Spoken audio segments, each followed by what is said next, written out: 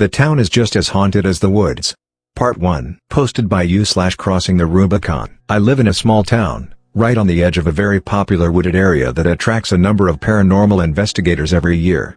There's been multiple stories of the weird things that go on in those woods: black-eyed girl, pig man, cult activity, weird cemeteries, alien sightings, etc. etc. Most of the locals have witnessed something weird go on in those woods, which has widely been reported. But I wanted to talk about a few experiences I've had from living in the town first. I'll start with the experiences from my parents' house.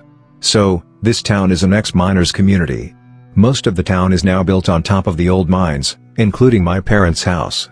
My parents' house is, in my opinion, 100% haunted. There's certain parts of the house I won't go into on my own. So, let's start from the beginning. We moved into this house back in 1999.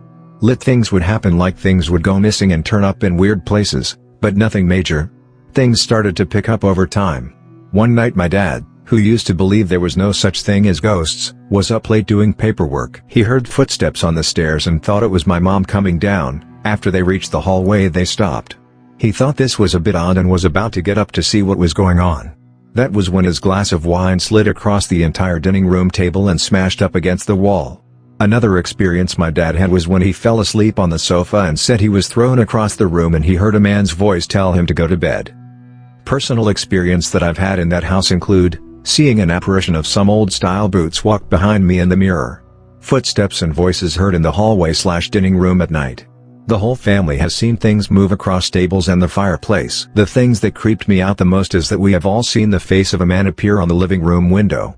The front of my parents' house has a very long driveway, so we know it's not just someone walking past. We've all seen it, including visitors to our house, and everyone has described it in the same way. The one experience that sticks with me the most is the time I was washing the dishes in the kitchen.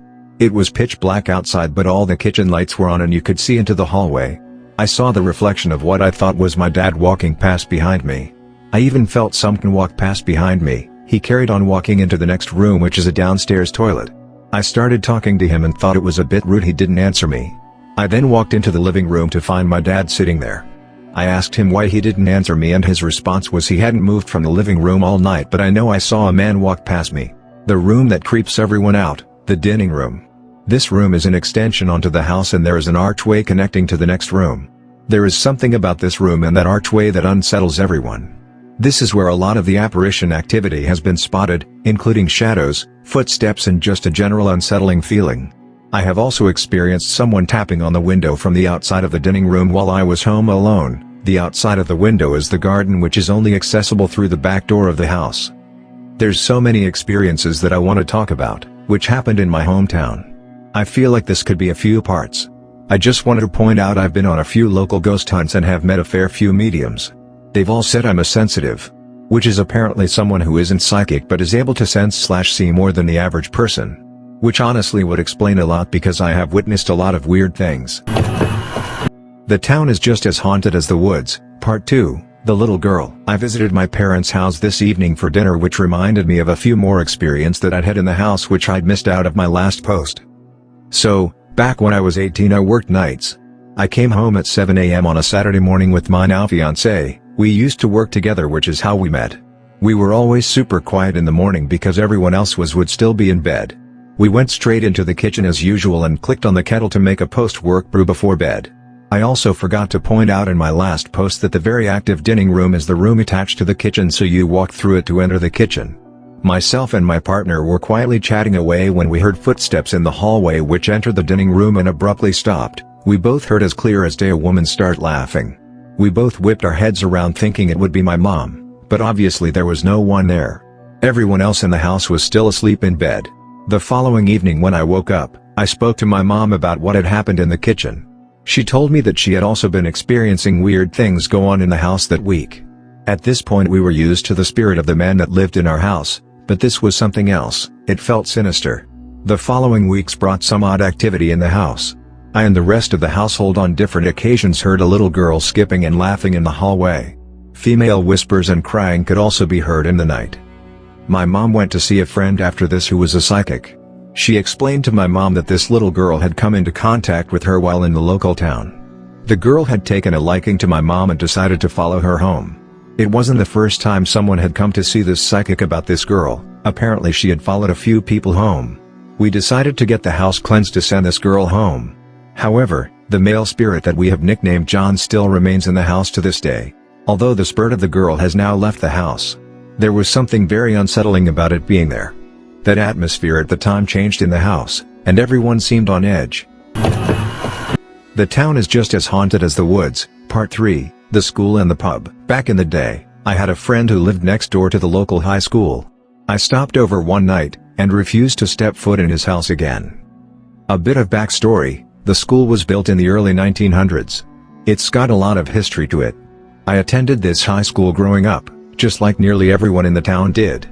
There were rumors of it being haunted, but most of the time everyone just put it down to it being a stupid story. Under the school was a number of tunnels. They were originally built due to the Second World War as safety precautions. The tunnels are still used to this day for storage. The story goes that one of the students was murdered in the tunnels by a group of teenagers. However, I've never been able to find any truth to this story. So back to my friend's house. The layout of his house was very strange as it used to be a pub back in the early 1900s. We were upstairs in his room just talking. It was about 1 a.m. and it was just the two of us in the house. All of a sudden through his bedroom window was a flash of light. This obviously caught our attention, so we peered out the window. Directly out of his window you could see the assembly hall of the school, which for some reason all the lights were turned on. I looked at him as if to say what the fuck is going on, and he said to me, just wait, you'll hear the singing in a minute. Lo and behold, we heard muffled singing coming from the hall. It carried on for about a minute and then abruptly stopped and all the lights switched back off in the school.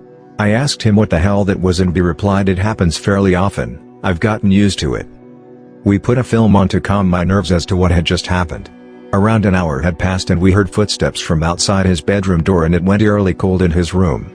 The pacing outside his door continued for just a minute and then stopped. I was terrified at this point, but he didn't look bothered by it at all. I told him to explain to me what on earth was going on. He said to me, this house is haunted by 5 ghosts. The old lady who walks back and forth on the driveway who could be seen through the kitchen window. She wore a scarf around her head and had a hunched back. The lady with no teeth, who would just stare at you, smile and then disappear. And the 2 children who could be heard laughing and playing together. He said he was used to seeing them all and they were harmless. He then paused, took a breath and said, and there's the one we call the tall man. He was the one outside the door. He would only appear when renovation was being made on the house. He didn't like change apparently, and he would make that known. Rooms where renovation was taking place would become freezing cold constantly. It didn't matter how warm the rest of that house was, that particular room would be stone cold. Things in the room would get thrown around at night and someone could be heard pacing and stomping angrily about. The reason he was called the tall man was because of obvious reasons. My friend said he has seen him twice and he was nearly 7 feet tall, in period clothing and wearing a top hat. After that night, he did say to me that he was unsure why he had made an appearance that night as there was no renovation work taking place when I'd stopped there. We both got obsessed with trying to find out the history of that house, but couldn't find anything apart from the fact it was an old pub. I wouldn't go back to that house after that night, and every time I would walk past the house on my way to school I would get anxious and refuse to look at it. The town has a number of pubs, 2 of which are from the 1700s and still in use today. These 2 pubs are particularly very haunted and I'll be writing about those in my next post. The town is just as haunted as THS Woods, Part 4, the 4 Crosses. As mentioned in my last post, there's a couple of notorious pubs in my town that are known for their paranormal activity. I want to talk about a bit of the history, so settle in as this is going to be a long one. So, let's get into it. The Cross Keys, the former coaching inn, was built way back in 1746 and still stands and functions as a pub today. The infamous local serial killer, William Palmer, who poisoned a number of people, was said to be a regular, and there is a story of him poisoning one of his possible victims in that pub. The pub is known for cold spots, people's drinks moving, voices and footsteps in the cellar, and numerous accounts of shadow people. William Palmer was eventually caught and was hanged for his crimes. It is his spirit that people believe still wanders the pub. The 4 Crosses. If you're ever on the hunt for a truly terrifying experience, the 4 Crosses is the place to go. Declared as one of the most haunted pubs in Britain, the 4 Crosses was built in the 17th century and again it still is used as a pub today. There's reports of a Roundhead sodder from the Civil War who is spotted in the ladies' toilets, as well as a woman called Emily who constantly cries. One of the locals from the early 2000s is said to have never left the pub after he died. A young man in the garage who committed suicide who also still used to reside here. The most common ghost is that of a little girl who is seen often in the downstairs bar.